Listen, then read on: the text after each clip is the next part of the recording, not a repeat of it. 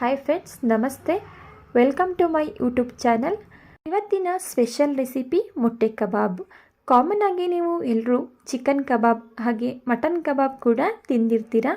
ಆದರೆ ಇವತ್ತು ಮೊಟ್ಟೆ ಕಬಾಬ್ನ ಮನೆಯಲ್ಲಿರುವಂತಹ ಸಾಮಗ್ರಿಗಳಿಂದ ತುಂಬ ಈಸಿಯಾಗಿ ಹಾಗೂ ಟೇಸ್ಟಿಯಾಗಿ ಯಾವ ರೀತಿ ಮಾಡ್ಕೊಳ್ಳೋದು ಅಂತ ತಿಳಿಸ್ಕೊಡ್ತಾ ಇದ್ದೀನಿ.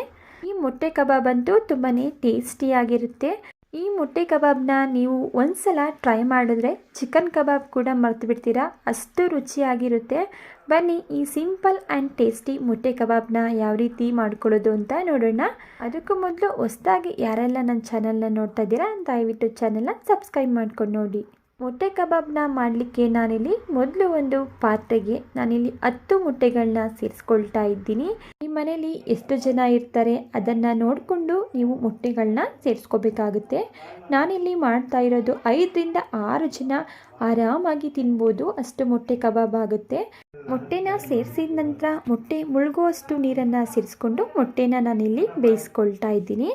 ನೆಕ್ಸ್ಟ್ ನಾನಿಲ್ಲಿ ಒಂದು ಮಿಕ್ಸಿಂಗ್ ಬೌಲ್ಗೆ 3 ಟೇಬಲ್ ಸ್ಪೂನಷ್ಟು ಮೈದಾ, 4 ಟೇಬಲ್ ಸ್ಪೂನಷ್ಟು ಕಾರ್ನ್ಫ್ಲೋರ್, 2 ಟೇಬಲ್ ಸ್ಪೂನಷ್ಟು ಕಡಲೆ ಹಿಟ್ಟು, 2 ಟೀ ಸ್ಪೂನಷ್ಟು ಕೊರಿಯಂಡರ್ ಪೌಡರ್, ಅರ್ಧ ಟೀ ಸ್ಪೂನಷ್ಟು ನಾನಿಲ್ಲಿ ಚಿಲ್ಲಿ ಪೌಡರ್ನ ಸೇರಿಸ್ಕೊಳ್ತಾ ಇದ್ದೀನಿ. ಚಿಲ್ಲಿ ಪೌಡರ್ನ ನೀವು ನಿಮ್ಮ ಖಾರಕ್ಕೆ ಅನುಗುಣವಾಗಿ ನೋಡಿಕೊಂಡು ಸೇರಿಸ್ಕೊಳ್ಳಿ. ಹಾಗೆ 1 ಟೀ ಸ್ಪೂನಷ್ಟು ಗರಂ ಮಸಾಲ, ಅರ್ಧ ಟೀ ಸ್ಪೂನಷ್ಟು ಪೆಪ್ಪರ್ ಪೌಡರ್, 1 ಟೀ ಸ್ಪೂನಷ್ಟು ಕಸೂರಿ ಮೆಂತ್ಯೆ ಹಾಗೂ 1 ಟೀ ಸ್ಪೂನಷ್ಟು ಶುಂಠಿ ಬೆಳ್ಳುಳ್ಳಿ ಪೇಸ್ಟ್, ರುಚಿಗೆ ತಕ್ಕಷ್ಟು ಉಪ್ಪು. ಇದ್ರ ಜೊತೆಗೆ ನಾನಿಲ್ಲಿ 1 ಟೀ ಸ್ಪೂನಷ್ಟು ನಿಂಬೆಹಣ್ಣಿನ ರಸನ ಹಿಂಡಿ ಸೇರಿಸ್ಕೊಳ್ತಾ ಇದ್ದೀನಿ. ನೀವಿಲ್ಲಿ ನಿಂಬೆಹಣ್ಣಿನ ಬದಲಾಗಿ ವಿನೆಗರ್ನೂ ಸಹ ಸೇರಿಸ್ಕೋಬೋದು. ಈ ಎಲ್ಲ ಪದಾರ್ಥಗಳನ್ನ ಸೇರಿಸಿದ ನಂತರ ಒಮ್ಮೆ ಇದನ್ನು ಡ್ರೈ ಮಿಕ್ಸ್ ಮಾಡ್ಕೊಳ್ತಾ ಇದ್ದೀನಿ. ನಂತರ ಇದಕ್ಕೆ ಸ್ವಲ್ಪನೇ ನೀರನ್ನು ಸೇರಿಸ್ಕೊಂಡು ನಾವು ನಾರ್ಮಲ್ ಆಗಿ ಬಜ್ಜಿ ಮಾಡಲಿಕ್ಕೆ ಯಾವ ರೀತಿ ಹಿಟ್ಟನ್ನು ರೆಡಿ ಮಾಡ್ಕೊಳ್ತೀವಿ ಅದಕ್ಕೆ ನಾವಿಲ್ಲಿ ಹಿಟ್ಟನ್ನು ಮಿಕ್ಸ್ ಮಾಡ್ಕೋಬೇಕಾಗುತ್ತೆ. ನೋಡಿ, ನಾನಿಲ್ಲಿ ಈ ರೀತಿ ಹಿಟ್ಟನ್ನು ಮಿಕ್ಸ್ ಮಾಡ್ಕೊಂಡಿದ್ದೀನಿ. ನೋಡಿ, ಇಷ್ಟು ಮಿಕ್ಸ್ ಮಾಡಿಕೊಂಡ್ರೆ ಸಾಕು. ನೋಡಿ, ಈ ರೀತಿ ಬೆರಳಿನ ಮೇಲೆ ಅದು ಕೋಟಿಂಗ್ ಬರಬೇಕು. ಇದು ಈಗ ಪರ್ಫೆಕ್ಟ್ ಆಗಿದೆ. ತುಂಬ ತೆಳುವಾಗಿಯೂ ಬೇಡ, ಹಾಗೆ ತುಂಬ ಗಟ್ಟಿಯಾಗಿಯೂ ಇದನ್ನು ಮಿಕ್ಸ್ ಮಾಡ್ಕೋಬಾರ್ದು. ಈಗ ಇದನ್ನು ಪಕ್ಕಕ್ಕೆ ಇಟ್ಕೊಳ್ತಾ ಇದ್ದೀನಿ. ನಂತರ ನಾನಿಲ್ಲಿ ಬೇಯಿಸಿಟ್ಕೊಂಡಿರುವಂತಹ ಮೊಟ್ಟೆಗಳನ್ನ ಸಿಪ್ಪೆ ತೆಗೆದು ಈ ರೀತಿ ಅರ್ಧಕ್ಕೆ ಕಟ್ ಮಾಡಿ ಇಟ್ಕೊಂಡಿದ್ದೀನಿ. ನೀವಿಲ್ಲಿ ಒಂದು ಮೊಟ್ಟೆನ 4 ಪೀಸಸ್ಗಳಾಗಿಯೂ ಸಹ ಮಾಡ್ಕೋಬೋದು. ನಾನಿಲ್ಲಿ ಒಂದು ಮೊಟ್ಟೆನ 2 ಪೀಸಸ್ಗಳಾಗಿ ಮಾಡ್ಕೊಂಡಿದ್ದೀನಿ. ಹಾಗೆ ನಾನಿಲ್ಲಿ ಎಣ್ಣೆನ ಬಿಸಿಯಾಗಲಿಕ್ಕೆ ಇಟ್ಟಿದ್ದೆ. ಎಣ್ಣೆ ಕೂಡ ಈಗ ಬಿಸಿಯಾಗಿದೆ. ಈಗ ನೋಡಿ, ನಾನಿಲ್ಲಿ ಕಟ್ ಮಾಡ್ಕೊಂಡಿರುವಂತಹ ಮೊಟ್ಟೆ ಪೀಸಸ್ಗಳನ್ನ ರೆಡಿ ಮಾಡಿಟ್ಕೊಂಡಿರುವಂತಹ ಕಬಾಬ್ ಮಿಕ್ಸ್ಚರ್ನಲ್ಲಿ ಅದ್ದಿ ಎಣ್ಣೆಗೆ ಸೇರಿಸ್ಕೊಳ್ತಾ ಇದ್ದೀನಿ. ನೋಡಿ, ಈ ರೀತಿ ಎಣ್ಣೆಗೆ ಸೇರಿಸ್ಬೇಕಾದ್ರೆ ಮೊಟ್ಟೆ ಹಳ್ಳಿ ಭಾಗ ಏನಿದೆ ಅದು ಮೇಲೆ ಬರಬೇಕು. ಆ ರೀತಿ ನಾವು ಕಬಾಬ್ ಹಿಟ್ಟಿನಲ್ಲಿ ಅದ್ದಿ ಎಣ್ಣೆಗೆ ಸೇರಿಸ್ಕೋಬೇಕಾಗುತ್ತೆ. ಎಣ್ಣೆನ ಮೊದಲು ನಾವಿಲ್ಲಿ ಐ ಫ್ಲೇಮಲ್ಲಿ ಬಿಸಿ ಮಾಡ್ಕೋಬೇಕಾಗುತ್ತೆ. ನಂತರ ಈ ಮೊಟ್ಟೆಗಳನ್ನ ಎಣ್ಣೆಗೆ ಸೇರಿಸಿದ ನಂತರ ಮೀಡಿಯಂ ಫ್ಲೇಮಲ್ಲಿ ಮೊಟ್ಟೆಗಳನ್ನ ಫ್ರೈ ಮಾಡ್ಕೋಬೇಕಾಗುತ್ತೆ. ನಾವೇನಾದರೂ ಐ ಫ್ಲೇಮಲ್ಲಿ ಇಟ್ಕೊಂಡು ಮೊಟ್ಟೆ ಕಬಾಬ್ನ ಫ್ರೈ ಮಾಡಿಕೊಂಡ್ರೆ ಮೇಲಿನ ಕಬಾಬ್ ಕೋಟಿಂಗ್ ಏನಿದೆ ಅದು ಸೀದೋಗೋ ಚಾನ್ಸ್ ಇರುತ್ತೆ. ಸೊ ಅದು ತಿನ್ನಲಿಕ್ಕೆ ಅಷ್ಟು ರುಚಿ ಕೊಡೋದಿಲ್ಲ. ಅದರಿಂದ ಮೀಡಿಯಂ ಫ್ಲೇಮಲ್ಲಿ ಇದನ್ನು ಫ್ರೈ ಮಾಡ್ಕೋಬೇಕಾಗುತ್ತೆ.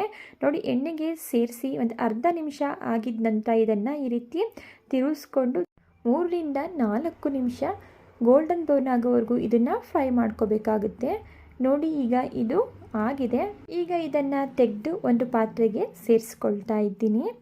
ಇದೇ ರೀತಿ ಉಳಿದಿರುವಂತಹ ಮೊಟ್ಟೆ ಪೀಸಸ್ಗಳನ್ನು ಸಹ ಎಣ್ಣೆಗೆ ಸೇರಿಸ್ಕೊಂಡು ಫ್ರೈ ಮಾಡ್ಕೊಳ್ತಾ ಇದ್ದೀನಿ. ಈ ಮೊಟ್ಟೆ ಕಬಾಬ್ ರೆಸಿಪಿ ಅಂತೂ ತುಂಬಾ ಟೇಸ್ಟಿಯಾಗಿರುತ್ತೆ. ನಿಮ್ಮನೇಲಿ ಯಾವುದಾದ್ರು ಸಣ್ಣ ಪುಟ್ಟ ಪಾರ್ಟಿ ಫಂಕ್ಷನ್ಗಳಿಗೆ ಸೊ ಟ್ರೈ ಮಾಡಿ, ಎಲ್ಲರೂ ಕೂಡ ಇಷ್ಟಪಟ್ಟು ತಿಂತಾರೆ. ಚಿಕನ್ ಹಾಗೂ ಮಟನ್ನ ತಿನ್ನಲ್ಲ ಅನ್ನೋರು ಈ ರೀತಿ ಮೊಟ್ಟೆಲಿ ಕಬಾಬ್ನ ಮಾಡ್ಕೋಬೋದು.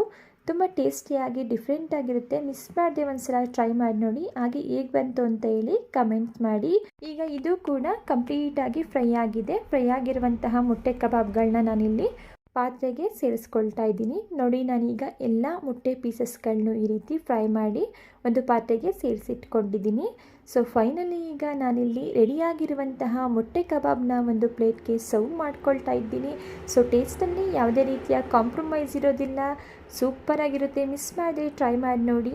ಹಾಗೂ ರೆಸಿಪಿ ಹೇಗೆ ಬಂತು ಅಂತ ಹೇಳಿ ಕಮೆಂಟ್ ಮಾಡೋದನ್ನು ಮರಿಬೇಡಿ. ಇದೇ ರೀತಿ ಸೂಪರ್ ಹಾಗೂ ಟೇಸ್ಟಿ ರೆಸಿಪಿಗಳಿಗಾಗಿ ದಯವಿಟ್ಟು ನಮ್ಮ ಚಾನಲ್ನ ಸಬ್ಸ್ಕ್ರೈಬ್ ಮಾಡ್ಕೊಳ್ಳಿ. ಹಾಗೆ ಇವತ್ತಿನ ಮೊಟ್ಟೆ ಕಬಾಬ್ ರೆಸಿಪಿ ನಿಮಗೆ ಇಷ್ಟ ಆಗಿದೆ ಅಂತ ಭಾವಿಸ್ತಾ ಇದ್ದೀನಿ. ಇಷ್ಟ ಆಗಿದ್ದರೆ ದಯವಿಟ್ಟು ರೆಸಿಪಿಗೆ ಒಂದು ಲೈಕ್ ಮಾಡಿ.